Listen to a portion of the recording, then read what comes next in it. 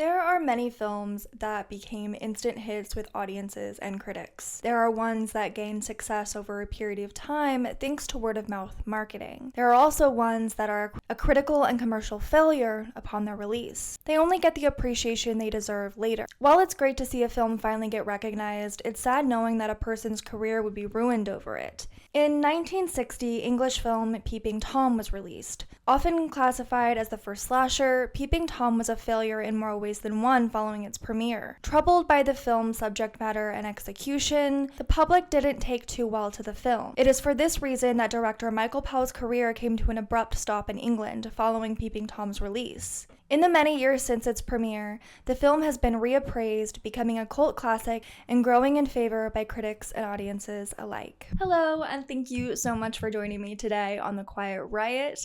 If you are new here, I'm Ainsley, and this is where we talk film, television, and media. I've been meaning to talk about this film for a while now, but since we have officially entered spooky season, what better enough time to discuss what is often considered to be the first slasher? Some may refer to it more as a precursor to the slasher films, and if you haven't seen this film, you probably don't understand why that's the case. And if you haven't already, this film is available to stream on a few different places, which you can find in the description box below. If you prefer to go watch that before you finish the rest of this video, just put it on pause, put it in your watch laters, go watch it, and then come back to join us as we discuss Peeping Tom, or the film that nearly ruined a director's career. Now, luckily, it did not ruin Michael Powell's career entirely. He just wasn't really able to work in England because there was such backlash upon the film's release. And what makes that kind of weird is shortly after the release of Peeping Tom, Alfred Hitchcock released Psycho in the States. The film was much more successful, both critically, commercially, and with audiences. It's not exactly sure why. Of course, Psycho was filmed in black and white, which was a strategic choice by its director, and Peeping Tom was shot in color. But the reality is that Peeping Tom is not necessarily the most violent film, but it is in the way that it is filmed and what we know of our main character. The perceived violence is what makes this film pretty shocking, especially for a 1960s audience. If you're a fan of horror films and slashers, I highly recommend checking this one out. It definitely gives precursor to those 70s and 80s films, as well as what would become other thriller and horror films, particularly psychological horror films, that would become a lot more popular within the 90s and 2000s. I think this film has been used as a jumping ground for a lot of writers and directors, a great inspiration for many after its release. Michael Powell, luckily, got to see this film grow to be a lot more successful. Unfortunately, that's not what every director or writer or even actor have got to experience in their life. And this was just a really big film and a big part of his career. And I think that we should talk about it and maybe ask a few questions.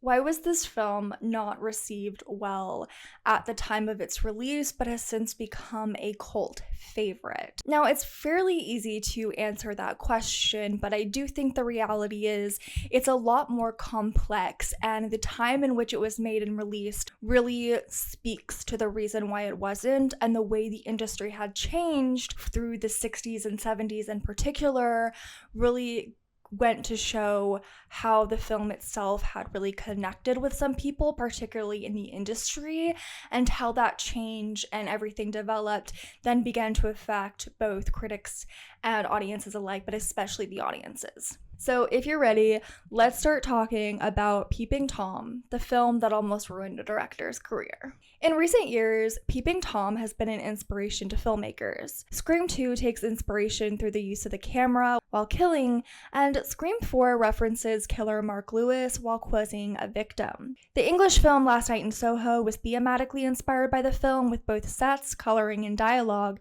taking notes from it. Bands have sampled the film for their albums, and fashion designers have campaigns inspired by the film. This movie's use of color, particularly through the bleak or the more bleak and diluted colors of the setting, and then the use of fashion to convey almost the mark of a victim and the way that our main character sees them. There's that moment in the beginning we are first introduced to the main character, and he turns on the camera. We first see the city through the establishing shot before seeing anything through the camera, and we see what he sees and how, everything is kind of diluted around him in colors of browns and grays. And then you see this woman who is a sex worker who is on the streets, and she's wearing pretty much all black with the exception of a bright red skirt. And I think that this fashion choice and the way it looks from behind, or the way it looks with everything else behind her, really reminds me a lot of giallo films and a lot of those 1970s neo-noirs where there is certain specific colors that just pop around a much more diluted setting and a much more neutral setting. When we watch an older movie, our view of it is marred by our own time and experience. We see things differently because we've experienced it differently. Today, our world is in constant surveillance, expanding technology and growing social media. We know a world that's almost dependent on voyeurism. 1960 predates the news cycle that showed viewers what was happening in Vietnam. It's almost as if this film is ahead of its time by showcasing what humans were to become, voyeurs. I believe that this film made audiences and critics very uncomfortable because it put us in this very both vulnerable position, but it really put us into the position of the voyeur. We are seeing this world and experiencing what the killer in the film is experiencing. We are viewing these cameras. We are essentially almost viewing snuff films, but we're also seeing them be made. And in the time that this was made, everything was a lot more, we were coming out of the 1950s, and of course we're speaking of 1950s England, but I think from both an American perspective and maybe elsewhere in the Western world specifically, we're seeing it through a much more conservative lens. And when you are being shown something that you tend to ignore. The 50s were a lot more about ignoring things in a way, or the news cycle and everything picked and chose what you got to see. And that's something that we can definitely relate to today. But I think specifically the way everything was made to be in the 1950s as opposed to what it would become, the audiences did not respond to it particularly well because it made them voyeurs and made them uncomfortable, and audiences didn't really like that. The film's use of color gives us a look at who the characters are and how Mark views them. While I don't think he sees his victims as something to necessarily be thrown away, he struggles to see them as human beings in the same way his father refused to see him as such. See, this film gives us a look into what Mark's life was prior to, or when he was growing up. So prior to this point in his life. And he obviously didn't have a really good relationship with his father, and he was essentially who these victims were to his father. Luckily, he got to grow up and live his own life, but we get to kind of see that. We get to sympathize with who Mark was before he became a killer himself. And I think that in many ways also made audiences very uncomfortable, that they made this character sympathetic. And prior to that, not a lot of English films were making these killers or the villains or antagonists sympathetic, and especially from an American audience. And when it comes to films made in Hollywood, and those were of course viewed everywhere, we were going through the Hays Code, so a lot of villains and antagonists, they weren't supposed to be viewed sympathetically. So you have this character who is essentially, we feel a lot of empathy for him because of what happened to him as a child. Now, has he become a killer himself, and am I sympathetic towards him as an adult? No, but he is humanized because of these things we know about him. When you consider that, it adds a little something to it. Mark's first victim is seen in a bright red skirt. She stands out amidst the London grey. She is a target for Mark. The setup shot shows a palette of neutral and muted colors. She stands there in a vibrant red skirt, bringing the attention of Mark, who becomes fixated on her. And this is something that we definitely see throughout the film as such. I do think that that one shot at the beginning, I wish there was a little bit more of those nice wide setup shots. I do think it would have worked better to utilize the same techniques that they did in the establishing shot in the beginning to kind of showcase both the victims, the targets, basically to those targets of his, and to really showcase the difference in them through this, between them and the setting around them, to kind of see how Mark makes that decision. And unfortunately, they didn't really utilize that the way they did at the beginning, and I think that would have been a lot better. But even that being the case, the way that this film uses color allows us to, one, see everything through Mark's eyes and see things the way that he does and how he essentially targets people, and that gives us a little bit more insight into his motivation at the time. When Peeping Tom was released in 1960, the film was not well received at all. It was a critical failure, and this of course made it even a commercial failure, and audiences didn't like it at all. This was mostly due to the film's controversial nature, and many reviews released at the time of the film's release were hyperbolic in nature. An article in the Monthly Bulletin likened Michael Powell to Marquis de Sade. Derek Hill, reviewer of the Tribune, suggested, "The only really satisfactory way to dispose of Peeping Tom would be to shovel it up and flush it swiftly down the nearest sewer." Len Mosley, writing for the Daily Express, said that the film was more nauseating and depressing than the leper colonies of East Pakistan, back streets of Bombay, and the gutters of Calcutta. Now, it's important to say that that is an incredibly racist, just bigoted take, and when I came across this take, I can't say that I was necessarily shocked, because this is the 1960s, the early 1960s, and there's people who think like this now. It's a very ableist take, it's a very racist take, but these were the takes that people were having about this film, that is complete and utter trash. And so it's crazy to think about where this film has come since then. Caroline Lejeune of The Observer wrote, "It's a long time since a film disgusted me as much as Peeping Tom, ultimately deeming it a beastly film. From a modern point of view, this film is in no way gory or extremely violent. It's more what we believe to happen or what happened behind the scenes, which can generally make certain things scarier. And this film in many ways is very real in comparison to some other horror films, ones that were being made at the time and ones that are being made now. And I do think from certain perspectives, one of the reasons why it was taken so strongly was because it is a lot more real than some of the other movies. It's not fantasy. It's not really an over-exaggeration.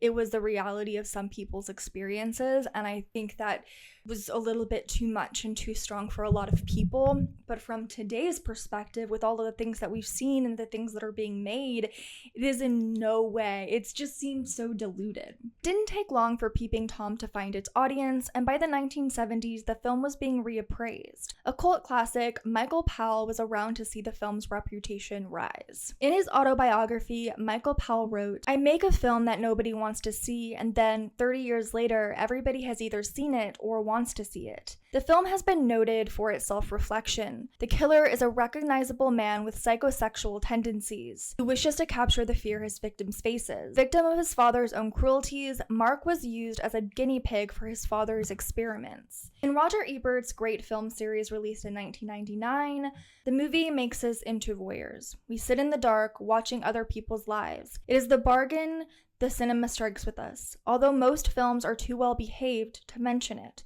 The film's voyeurism has been likened to the work of Alfred Hitchcock, whom Michael Powell has worked with while the director still worked in England. Peeping Tom has had major influence on the slasher subgenre of horror films, similar to Hitchcock's Psycho.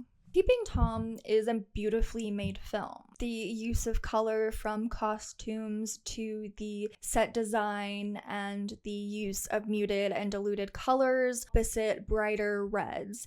When I watch films from the 1970s and 80s and I look at that use of color that was happening, particularly with colors such as bright red, it really harkens back to this film and the way the color red was used. There is also the film Deep Red by Dario Argento really likened so much to this film that it had to be used as inspiration for Argento. I refuse to believe otherwise. The aspects, there are certain moments in that film where you really see a very kind of neutral and brown, just a neutral set, and you see like the colors of blood red, and a part of me wishes we got to see a little bit more of that use of color in that aspect, but of course we didn't see that at the time.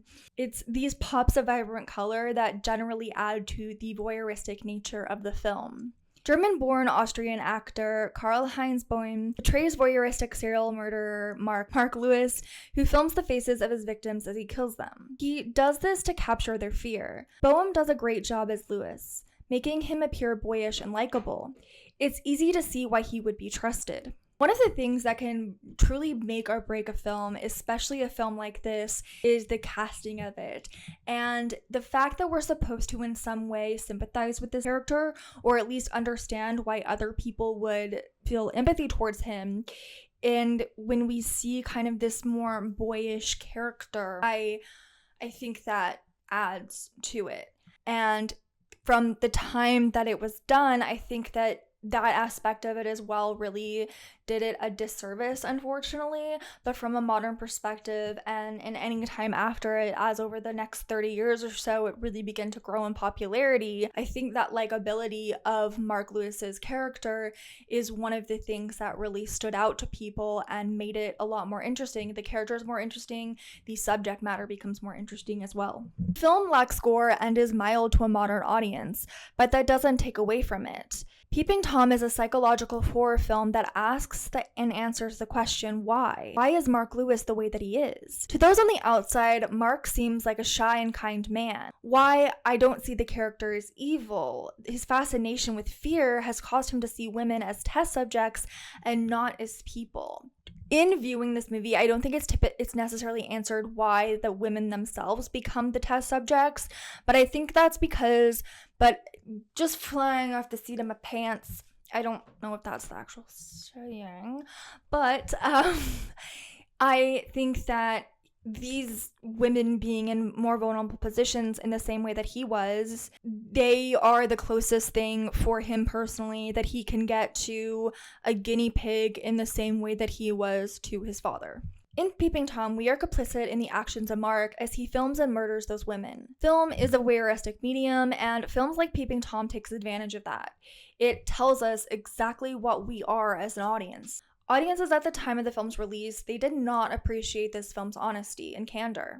Today, the film is appreciated for what it did because it allowed audiences to play an active and important role in the film. They saw everything through the eyes of Mark while also feeling empathy for the victims. Mark is the villain we can see ourselves in, and while modern audiences might find it easier to accept, audiences at the time couldn't do that. Some have stated that the film grappled with the sexual repression in England at the time of the film's release. It's safe to say that England wasn't alone in that, and that a film like Peeping Tom opened up some old wounds and new ones. Today, Peeping Tom is a cult classic that horror fans, film students, and lovers of the craft watch favorably. It is a great reminder how something starts has no effect on how it ends.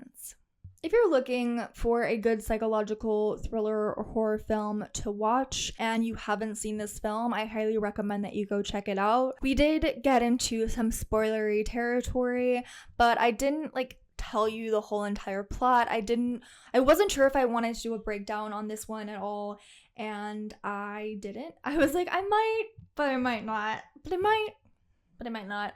And I thought that this was a film that I could go over and really talk about its history a little bit while also talking about the response to it and my personal feelings towards it.